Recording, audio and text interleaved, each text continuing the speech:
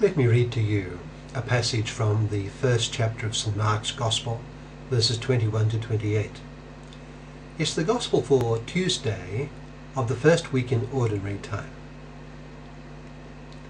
St. Mark writes, "They entered Capernaum, and immediately going into the synagogue on the Sabbath day, Jesus began to teach.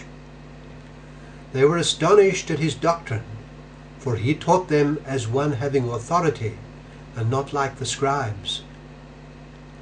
Now there was in their synagogue a man with an unclean spirit, and he cried out, 'What have we to do with you, Jesus of Nazareth? Have you come to destroy us? I know who you are, the Holy One of God.'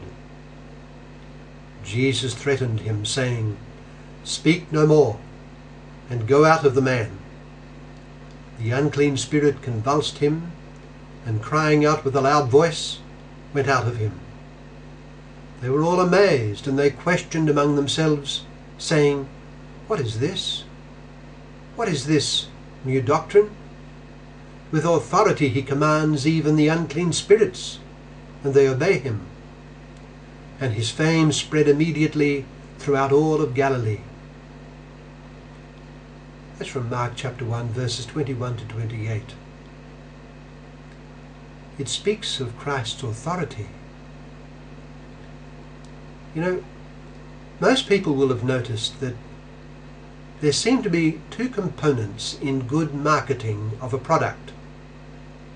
There is firstly a rational case presented by the producers or the marketers for the worth of the product. If an insurance policy is being advertised, the reasons are given for its being considered a very good policy, and even the best. If no reasons are given, then, well, it can scarcely be taken seriously. But usually there is a second element to the advertising exercise. Other authorities are brought in to support what has been said for the product. Perhaps a famous sportsman has his say on the product, or a singer, or even some ordinary person with whom the audience can easily identify. Often this person will simply state his preference for the product without presenting much of a rational case. The value of his testimony lies in its coming from someone who is admired in some way. That is to say, it is deemed to be good because he says so. Now, there is a further aspect to this, and it is that there is a special weight accorded to the judgment of a person of high moral probity. Yes, it is persuasive among many viewers when a sportsman appears on television for some product being advertised. But if the sportsman is revealed to be morally deficient, then his credibility is at an end when it comes to any advertising. Provided all other things are equal, what really counts in terms of a worthwhile judgment, a judgment that can be taken as reliable, is if the person is known to be of great virtue. If you have two friends or relatives, both of equal intelligence and experience, both possessed of equal interest in your welfare, but one of them clearly more virtuous than the other and of a high moral character, whose advice will you more readily seek? You will seek the advice of the one of higher virtue.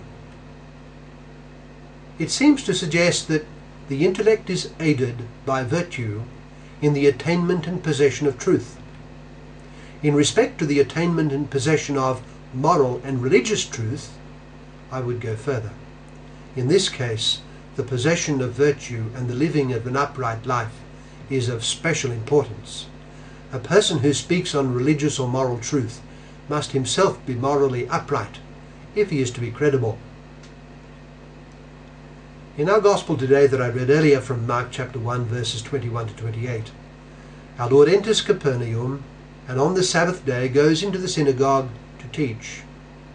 He is of course teaching on matters moral and religious, indeed on what God had revealed to his chosen people and on the true interpretation of this. What we notice in the Gospel accounts is that it was his absolute authority which struck his listeners. We read, "They were astonished at his doctrine, for he taught them as one having authority, and not like the scribes." What was it that gave to them this impression of great authority? Yes, he spoke with complete personal assurance, without needing, as did the scribes, to appeal constantly to other authorities. Yes, he displayed a complete command of the Scriptures. Yes, he seemed to know all things in relation to the moral and religious life, and in particular divine revelation. Yes, his judgment was unerringly correct. Yes, he backed his teaching up with authority, the authority of miracles, as in our gospel today. But what I think gave to his teaching a very special authority was his own manifest moral goodness and high holiness. He was the archetypal example of the one whose judgments and declarations are completely reliable precisely because of his moral virtue, other things such as prudence and intelligence being equal. He was a truly and manifestly holy person, with all the moral virtues this must include. On one occasion, when he was being attacked by the scribes and Pharisees, he challenged them with this question, "Can any of you convict me of sin?" On another he said, "I always do what pleases my Father." He was sinless, and this gave to his teaching a most special authority. Indeed, this is precisely what the demon in the synagogue picks up. He challenges our Lord by a public intervention. Jesus has been speaking with manifest authority, and the demon calls out, "I know who you are, the Holy One of God." Of course, this title, the Holy One of God, has deep scriptural allusions, and it generally refers to God. I cannot think of any prophet to whom this title had been applied. But it is holiness which the title emphasizes, and it is precisely this utter goodness which Jesus always displayed. It inevitably gave to his teaching an immense authority. I suggest we take the point further.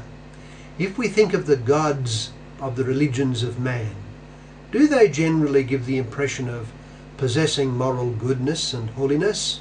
Is this what is perceived by their devotees? I do not think there is a notable stress on holiness in the depiction of the gods in the religions of man. They are powerful, and they must be worshipped if man's interests are to be guarded. But I do not think they are perceived as great models of holiness. I'm referring to the gods of the various religions, especially the pagan religions. The case is not thus in revealed religion. God is the Holy One, and he requires holiness. Now this, I suggest, is one reason for the very authority of Christ in preaching. And it is one reason for the very authority of revealed religion itself. It comes from the Holy One, and it insists on holiness in man. Man must strive for holiness. So too with Jesus Christ. As the demon said, he is the Holy One. No wonder his teaching carries unparalleled authority.